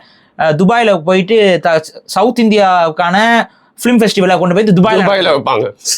ஏண்டா லூசு பள்ளிகளா, சவுத் இந்தியாவில் இருக்க அத்தனை நடிகனும் இங்கே தான் இருக்கான், வீடு எல்லாம் இங்கே தான் இருக்கு, சென்னையில் வைக்க வேண்டியதானே. ஆனால் பாருங்க துபாயில் கொண்டு போய் வைப்பாங்க. அப்போ என்ன ஆகுன்னா எல்லாம் அங்கே அப்படியே எல்லாத்தையும் நடத்த ஆட்டோமேட்டிக்காக மக்களுடைய படையெடுப்பு அங்கே வந்துடும். மக்கள் அங்கே வந்துக்கிட்டே இருப்பாங்க. அப்போ மக்கள் அங்கே வந்துக்கிட்டே இருக்காங்கன்னா ஒரு பொருளாதார சுழற்சி வந்து ஏற்பட்டுக்கிட்டே இருக்காங்க. அவன் பொருள் வாங்குவான். அப்போ அந்த பொருள் வாங்குறதுக்கு இவன் என்ன பண்ணுவான், எல்லா பக்கமும் இருந்து பொருளை கொண்டு வந்து இறக்குவான். உற்பத்தியே அவங்ககிட்ட கிடையாது, அங்கே ஒன்றும் உற்பத்தியும் கிடையாது, ஒன்றும் கிடையாது. எல்லா சந்தை முழுக்க சந்தை. So basically it's shopping mall. அப்படிதான். ஷாப்பிங் மாலில் போனால் சாப்பிட்றதுக்கு சாப்பாடு கிடைக்கும், எல்லாம் கிடைக்கும். ஆனால் அது எல்லாமே அது ஒரு வட்டத்துக்குள்ள வாழ்ற மாதிரி தான். அது ஒரு உங்களால தற்சார்பாக வாழ முடியாது, ஒரு நாள் இயற்கையாக ஒன்றும் கிளிக்க முடியாது, ஒண்ணுமே பண்ண முடியாது. இது எப்போ பாதிப்புக்குள்ளாகும்னா ஏதோ ஒரு அசாத்திய சூழல் ஏற்படுதுன்னு வைங்க. சரி, தண்ணி இல்லை குடிக்கிறதுக்கு. அசாத்திய சூழல்னு நான் சொல்றேன்னா, இப்போ குளோபல் கேட்டாஸ்ட்ரோஃபி ஏதோ ஒன்று வருது, ஒரு உலக அழிவோ உலக பேரழிவோ வருதுன்னா, துபாயெல்லாம் போன வருஷம் மழை பெஞ்சுது, வெள்ளத்துல வந்தோடனே துபாய் என்னாச்சு அப்படியே ஸ்தம்பிக்குங்க. அந்த ஊர் வந்து இப்போ நம்ம வந்து ஈஸி ரிவைவ் ஆகும், ஆனால் அந்த ஊர் ரிவைவ் ஆகிறது ரொம்ப கஷ்டம். பெரிய பொருளாதார இழப்பீடு ஏற்படும். அந்த ஊர்கள் வந்து அவ்வளோ சீக்கிரம் திரும்ப வளர்ந்து வர்றதுக்கு வாய்ப்பு இல்லை. அதனால தான் சொல்கிறேன், at any point it will be a கோஸ்டம். அது அப்படியே மக்கள் காலி பண்ணிட்டு வர மாதிரி ஒரு சுச்சுவேஷன் வந்துடும். அது பஞ்சமாக இருக்கலாம், அது உணவு தட்டுப்பாடாக இருக்கலாம், ஏதோ ஒன்று நடக்கும்போது இது நடந்துடும். ஸோ ரெயின் சீடிங்லாம் பண்ணிட்டு இருக்காங்க அவங்க ரெகுலர் பேசிஸில். க்ளவுட் சீடிங் அதாங்க, அது மழையை பெய்ய வைக்கிறதுக்கு வேறு வழி இல்லாமல் அதை பண்ணுறாங்க. பட் இது எவ்வளோ நீ பண்ணுவ? இயற்கையாக மழை பெய்யுற இடத்துல விட்டுட்டு மனிதர்கள் அங்கே போயிட்டு உட்காந்து வாழ்றதுல என்ன பிரயோஜனம்? நமக்கு நண்பர்கள்லாம் அங்கே இருக்காங்க, துபாயில் வேலை செய்யறவங்க இருக்காங்க. துபாய் எப்படி வெயில் அடிக்குமா இது அடிக்குமா அப்படின்னு கேட்டால், ஆமாம் வெயில் அடிக்கும், வெளியில் சுத்த முடியாது, புழுதி காற்று அடிக்கும். 24/7 ஏசிக்குள்ளேயே தான் இருப்பாங்க. காருக்குள்ளே ஏறுவானுங்களாம், ஏசியில் இருப்பானுங்களாம். ஆஃபீஸுக்கு போனால் அது ஃபுல்லாக ஏசியில் இருக்கும். அந்த ஏசி இல்லாமல் வெளியில் போகிற டைம் வந்து துபாய் வந்து நல்லாவே இருக்காது. துபாய் வந்து ரசிக்கும்படியாக இருக்காது, குட் எக்ஸ்பீரியன்ஸ் இருக்காது. அது ஒரு மாதிரி வெறுப்பாக தான் இருக்கும் எல்லாருக்கும். ஆனால் அங்கே இருக்கக்கூடிய இன்ஃப்ராஸ்ட்ரக்சர் அதெல்லாம் பார்க்கறதுக்கு நம்ம கண்ணுக்கு மாயை. இது போல தான் சொன்ன, பேசிக்காக ஒரு மாயை. அது இயற்கை கிடையாது. அது நீ என்னதான் இருந்தினாலும் அங்கே இருக்கிறது ஒரு பாலைவனம். அந்த பாலைவனத்தை சோலைவனமாக அவன் கண்ணில் ஏமாற்றி காட்டுறது தான் ஒரு மாயை. அது அந்த மாயை ரொம்ப நாளைக்கு நிலைக்காது. ஏன்னா அங்கே உற்பத்தி கிடையாது, ஒன்றும் கிடையாது. அங்கே எந்த ஒரு பிரச்சனை வந்தாலும் அங்கே தான் பாதிப்பு முதல்ல வரும். இப்போ நம்ம ஊரில் வந்துட்டு இப்போ ஃபார் எக்ஸாம்பிள் இப்படி யோசிங்க, ஒரு பெரிய பிரச்சனை வந்துருச்சு, உலகத்தில் வணிகமே இல்லை, எல்லாமே க்ளோஸ் ஆயிடுச்சு, கிட்டத்தட்ட உலக போர் மாதிரி ஏதோ ஒன்று வந்துருச்சு, ஒரு பெரிய ஒரு பாதிப்பு. நம்ம ஊரில் இருக்க உணவு தட்டுப்பாடு நமக்கும் ஏற்படும். ஆனால் அடுத்த நிமிஷம் நம்ம என்ன பண்ணுவோம், உணவு உற்பத்தி பண்ணுறதுக்கான வழிமுறைகளை நம்மளால இங்கே செய்ய முடியும். துபாயில் என்ன பண்ணுவேன்? ஒன்றும் முடியாது, ட்ராப்டு, முடிஞ்சிடும், அவ்வளோதான். ரிசோர்ஸஸ் இருக்க வரைக்கும் வாங்கி திண்டுக்க வேண்டியதான் கடையில இருந்து. இருக்கிற ரிசோர்ஸஸ் திம்ப ஒரு லெவலுக்கு மேலே அந்த ரிசோர்ஸ் இருக்கும், அதை வந்து பணக்காரன் வந்து லாக் பண்ணிக்குவான். நீ போய் கேட்ப, துப்பாக்கியில் சுட்டு காலி பண்ணுவான். அங்கே வேற மாதிரி ஆயிரும் பிரச்சனை. ஆனால் இங்கே அப்படி கிடையாது. நான் எனக்கு எதுவுமே பிரச்சனை இல்லைனாலும் காட்டுக்குள்ளே போயிடுவேன். அங்கே இருக்கிறத ஏதாவது திம்பேன், இல்லை அங்கே போய் விவசாயம் பண்ணுவேன், இல்லை விவசாயம் பண்ணுறதுக்கு இடம் இருக்குது, அங்கே விவசாயம் பண்ண ஆரம்பிச்சிடுவாங்க, இல்லை வேட்டையாடுவாங்க, ஏதோ ஒன்று நடக்கும். ஆனால் எதுவுமே அங்கே நடக்காது. ஸோ அது என்னன்னா, ஒரு மனிதர்களுடைய அந்த செயல்பாடுகள் சரியாக இருக்க வரைக்கும் துபாய், சிங்கப்பூர் போன்ற நகரங்கள், சிங்கப்பூர் விட்டுருங்க, சிங்கப்பூர் வந்து பக்கத்துலேயே காடுகள் இருக்கனால அது தப்பிச்சிரும். பட் இந்த இது வந்து பார்த்தீங்கன்னா முழுக்க செயற்கை நகரம். So Dubai is a feat against nature. ஆமாம், மனிதர்கள் வந்து எப்படி வந்து நாளைக்கு மார்ஸ்ல போயிட்டு நகரை உருவாக்குறதுக்கு பிளான் பண்றாப்லையோ அது எப்படி இருக்குமோ கிட்டத்தட்ட அதுக்கு ஈக்குவலான ஒரு விஷயம் தான் இந்த மாதிரியான செயற்கை நகரங்கள். ஓகே, கடைசியாக ஆனால் நிறைய விஷயங்கள் இப்படி பேசினாலும் நம்ம எப்போவுமே ஒரு சின்ன ஹெல்ப் அங்கே வந்து வந்தாலே ஒரு நன்றி இருக்கும். கடந்த ஒரு 2 ஜென்ரேஷனாக பார்த்தீங்கன்னா நம்ம சின்ன வயசுல இருக்கிறது இப்போ வரைக்கும் நம்மளோட சொந்தக்காரங்க நிறைய பேர் போயிட்டு அங்கேருந்து போயிட்டு தான் வந்து பொருள் ஈட்டிட்டு வந்தாங்க. துபாயில் அதுவும் கேரளா பீப்புள்லாம் எவ்வளோ பேர் நம்பியே வேலை செய்கிறவங்களும் இன்ஜினியர்ஸ்லாம் நிறைய பேர் அங்கே துபாயில் போய் செட்டில் ஆகிட்டாங்க, வேலை செய்கிறாங்க. அங்கேருந்து ரிட்டர்ன் போது அவங்க தூக்கிட்டு வரது சாக்லேட் தூக்கிட்டு வருவாங்க, சென்ட்டு இது எதுவுமே அங்கே இருக்கிறது இல்லை. அதுவும் அது இல்ல. பாருங்களேன், ஒவ்வொரு ஊருக்கும் போனாங்கன்னா அந்த ஊருக்கான ஒரு விஷயத்த எடுத்துட்டு வருவாங்க. இப்போ நம்ம ஏதாவது ஒரு ஊருக்கு போறோம்னா அங்க இப்போ காஞ்சிபுரம் போனா காஞ்சிபுரம் பட்டு இல்ல ஏதாவது ஒண்ணுன்னா அந்த ஊர்ல உற்பத்தி ஆகிற ஒரு பொருளை வந்து ஒரு டோக்கன் எடுத்துட்டு வாங்க. அப்போ துபாயில இருந்து என்னத்தை எடுத்துட்டு வருவாங்க? பேசிக்கா இதுதான், சாக்லேட்ஸ் எடுத்துட்டு வருவாங்க. ஸோ சாக்லேட்ஸ்ங்கிறது வந்து அதுவே அங்க இருக்கு, சம்மந்தமே இல்லை. போன் வாங்கிட்டு வாடா, அங்க கம்மியா இருக்கும் லைட்டா. ஏன்னா அங்க வர்த்தக நகரம், முழுக்க முழுக்க அது வர்த்தக நகரம். இப்பெல்லாம் ஒன்றும் பெருசாலாம் டிஃபரன்ஸ்லாம் இல்லைங்க, ஆல்மோஸ்ட் த சேம் வந்துருச்சு. இப்போ அங்க போயிட்டு வரதுக்கும் அதுக்கு வாங்கிட்டு வரதுக்கும் எல்லாம் ஒரு மாதிரி கொண்டு வந்துட்டாங்க. பட் கடைசியா ஒன்று சொல்லுங்க, துபாயை பத்தி. தங்கம், அதை விட்டு போக முடியாது. எப்படிங்க அங்க தங்கத்தை அப்படி ப்ரொமோட் பண்றாங்க? அங்க ஏதோ சாதாரண ஒரு பொருள் மாதிரி தங்கத்தை வந்து ப்ரொமோட் பண்ணி விற்கிறது, அங்க போய் தங்கம் வாங்குறது அப்படின்னு சொல்லிட்டு தங்கத்துக்கு உண்டான வரி கம்மிங்க, வரி கம்மி, அதான் பேசிக். அதை வச்சுதான். ஆமா, டாக்ஸேஷன் கம்மிங்கிறனால அங்க மக்கள் வாங்குறாங்க. நமக்கு இங்கெல்லாம் டாக்ஸ் அதிகமா இருக்கு. இது என்னன்னா மேக்ஸிமம் ஒரு நாடு வந்து மக்களை தங்கம் வாங்க விடணும். இந்தியாலாம் நிறைய தடைகளை போட்டு தங்கங்களை கொண்டு வரக்கூடாது, இது பண்ணக்கூடாது, 1000 தடையை போட்டு வச்சிருக்கு. இது பிற்காலத்தில் இந்தியாவுக்கு தான் பாதிப்பா வரும். தங்கத்தோட இருப்பு எவ்வளோக்கு எவ்வளோ இந்தியர்கள் கையில் இருக்கோ அவ்வளோக்கு எவ்வளோ இந்தியாவுக்கு நல்லது. உலகத்துல மரியாதை நம்மளுக்கு. ஆமா, நீ அதை வந்து உள்ள வர்றதுல 1000 ரெஸ்ட்ரிக்ஷனை போட்டுக்கிட்டு இருந்தீங்கன்னா, இப்பவே பாருங்க துபாயில தங்கம் சீப்பா கிடைக்குதுன்னு சீப்பானா அங்க வரி கம்மி, இப்போ அங்க வாங்குறதுக்கு நிறைய பேர் போறாங்க. ஆனா ஒரு குறிப்பிட்ட அளவுக்கு மேல வாங்கிட்டு வரக்கூடாதுன்னு ரெஸ்ட்ரிக்ஷன் இருக்கு. இந்த ரெஸ்ட்ரிக்ஷன்லாம் கொஞ்சம் லூஸ் பண்ணீங்கன்னா கரெக்டா இருக்கும். கேரளாக்காரங்க பாக்கெட்ல போட்டு என்னன்னா, இந்தியாவோட டாக்ஸேஷன் வந்து பாத்தீங்கன்னா மக்களை எதிரியா பாக்குது. இவனை விடக்கூடாது, இவங்க எடுத்துடணும். அது அப்படி பண்ணக்கூடாது. மக்கள் எவ்வளவுக்கு எவ்வளவு வியாபாரம் செய்யறதுக்கு தயாராக இருக்கிறார்களோ, இப்போ அது யூபிஐயும் அதே சிஸ்டம் தான். இப்போ யூபிஐயே மக்களுக்கு எல்லாம் ஈஸியா இருக்கா? இப்போ எதுக்கு யூபிஐல தேவையில்லாம பணத்தை கொண்டு வர? இது எவ்வளவு பெரிய முட்டாள்தனமான இது. நான் ஆக்சுவலா தனியா பேசுவோம், அது ஒரு ஃபியூச்சர்ல பேசலாம். பட் அதான் மக்களை எதிரியா பாக்குறது. மக்கள்கிட்ட இருந்து என்ன புடுங்கலாம்? மக்கள் சந்தோஷமா இருக்கானா, சரி ஓகே, அவனை எப்படி நோண்டலாம், அவனை எப்படி சொரியலாம், அவங்ககிட்ட இருந்து எப்படி வந்து கல்லாவை புடுங்கலாம், ஓட்டாண்டி ஆக்கலாம், இப்படியே யோசிக்கிறது. ஸோ இந்த மென்டாலிட்டி மாறணும். இந்த மென்டாலிட்டி அங்க கிடையாது. அவனை பொறுத்த வரைக்கும் மக்கள் வரணும்னு நினைக்கிறான். அப்ப எப்படிலாம் மக்களுக்கு வந்து எல்லாத்தையும் ஈஸி பண்ணி கொடுக்கணும். அப்ப ஒரு பிசினஸ் அங்க ஆரம்பிக்கிறது ஈஸிங்க. துபாயில நம்ம ஆட்கள் நிறைய பேர் போறாங்கல்ல, டக்குன்னு துபாயில போய் பிசினஸ் ஆரம்பிக்கிறாங்க. என்னங்க இவ்வளவு சீக்கிரம் ஆரம்பிக்கிறீங்கன்னா, சட்டம் அவங்க அவ்வளவு ஈஸியா இருக்கு. ஆனா நமக்கு இங்க பண்ண முடியாது. இங்க 1000 பிரச்சனை இருக்கும். அங்க வந்து பட்ட சட்டுன்னு போறான். ரெண்டாவது இங்க இந்த டாக்ஸேஷன்லாம் அவங்களுக்கு அவ்வளோ இலகுவா இருக்கு. அவங்க அங்க அழகா பிசினஸ் பண்றாங்க நிறைய பேர். அதனாலதான் பிசினஸ்மேன்ஸ்லாம் வந்துட்டு துபாய்க்கு போறது, சிங்கப்பூருக்கு போறது. ரீசன் என்ன? சிங்கப்பூர் அண்ட் துபாய் ப்ரிஃபர் பண்றதுக்கான காரணம் என்ன? ஏன் இன்னைக்கு தமிழ்நாட்டில் பிசினஸ் பண்ற நிறைய கம்பெனிஸோட ஹெட் குவார்டர்ஸ் எங்க இருக்குன்னா சிங்கப்பூர்ல இருக்கு. ரீசன் என்ன? அது சொல்ல முடியாது. ரீசன் என்னன்னா, உன் டாக்ஸேஷன் தாங்க முடியல. இதுக்கு இங்க கால் வச்சா வரி, அங்க கால் வச்சா வரினா எல்லா பிரச்சனையும் இருக்கு. இவ்வளவு குறிப்பிட்ட அளவுக்கு மேல டிரான்சாக்ஷன் பண்ணா வரி, இதெல்லாம் அங்க இல்லாதனால அவனால பிசினஸ் இலகுவா பண்ண முடியுது. இதெல்லாம் பிசினஸ் வந்து எவ்வளவுக்கு எவ்வளோ நமக்கு ஃபேவரபிளா, இங்க இருக்கக்கூடிய வியாபாரிகளுக்கும் மக்களுக்கும் ஃபேவரபிளா நீங்க ஒரு சிச்சுவேஷனை கிரியேட் பண்ணீங்கன்னா நல்லா வளரும் நாடு. ஆனா அதை இது பண்ணாம லாக் பண்ணி வச்சிட்டு இருக்கிறதுனால பேசிக்கா பேரசைட் மென்டாலிட்டில இருந்து வெளியில வரணும். டாக்ஸேஷன்ல மக்கள்கிட்ட இருந்து உறிஞ்சி எடுக்கணும்னு நினைக்க கூடாது. இவ்வளவுதான் நம்ம சொல்ல முடியும். அண்ட் நிறைய விஷயம் பேசணும். எனக்கு ஆனால் ஒரே ஒரு டேக் என்ன தெரியுமா, ஸ்கை ஸ்கிராப்பர் இருந்தால் மட்டும், ஸ்கைல இருந்தால் மட்டும் டெவலப்மெண்ட் இல்லடா, நம்ம பார்க்கறது ஒன்று நடக்கிறது ஒன்று. இந்த விஷயத்த வெளில கொண்டு வந்ததுனால தான் நம்ம மக்கள் என்ன நினைக்கிறீங்க, ஒரு நகரம் வந்து நல்ல பெருசா வளர்ச்சியா இருக்கிறது அது வந்து வளர்ச்சி அப்படின்னு நினைக்கிறீங்க. அது ஒரு மாயை. அதுதான் உண்மை. ஏன்னா அந்த அங்க இருக்க எந்த பில்டிங்குமே யாருக்கும் சொந்தம் இல்லைங்கிற அளவுல தான் இருக்கும். புரியுதா? அங்க துபாயில நீங்க பாக்குற ஒவ்வொரு பில்டிங்க்கு பின்னாடியும் முதலாளி வேற எங்கேயும் இருப்பான். ஸோ அது துபாய்க்கு சொந்தம் இல்லை. அதனால தான் துபாய்க்காரனால ஒரு இந்த பில்டிங்லாம் இலவசமாக அவங்கள தங்க வைங்கன்னு சொல்ல முடியல. அதுக்கான காசு அவன் கொடுக்க வேண்டிய இடத்துக்கு அவன் தள்ளப்படுறான். இப்போ புரியுதா? ஸோ பேசிக்காக இதுதான். அதனால இவ்வளோ பெரிய பில்டிங்லாம் இருக்குது, அதனால இந்த நாடு வளர்ச்சி அடைஞ்சிச்சுன்னு நினைக்காதீங்க. மக்களை அங்கே வரவேற்கிற இடத்துக்காக அது ஒரு மாயை உருவாக்கப்படுது. அந்த மாயையில் மக்கள் அங்கே போகிறாங்க. நீங்கள் ஏதோ ஒரு காரணத்துக்காக நீங்களாம் போகாம விட்டீங்கன்னா அவன் படுத்துருவான். இந்த கொரோனா பிரச்சனை வந்துச்சுல, என்னாச்சு? போகிறது தடைபட்டுச்சா? ஆட்டோமேட்டிக்காக எல்லாம் படுத்துட்டாங்க. துபாய்க்கு போய் எல்லாம் அவுட்டு. அதுக்கப்புறம் திரும்ப அதை சரி செய்யறதுக்கு வாங்கன்னு கூப்பிட்டு இருக்காங்க. அவ்வளவுதான் ப்ரமோட் பண்ணிட்டு இருந்தாங்க. அதுக்குள்ள இப்போ உலக போர் வந்தோடனே திரும்ப படுத்துட்டாங்க. இப்போ இந்த மாதிரி இதெல்லாம் நாளைக்கு நடக்க அவங்கனால காணாம போயிடுவாங்க.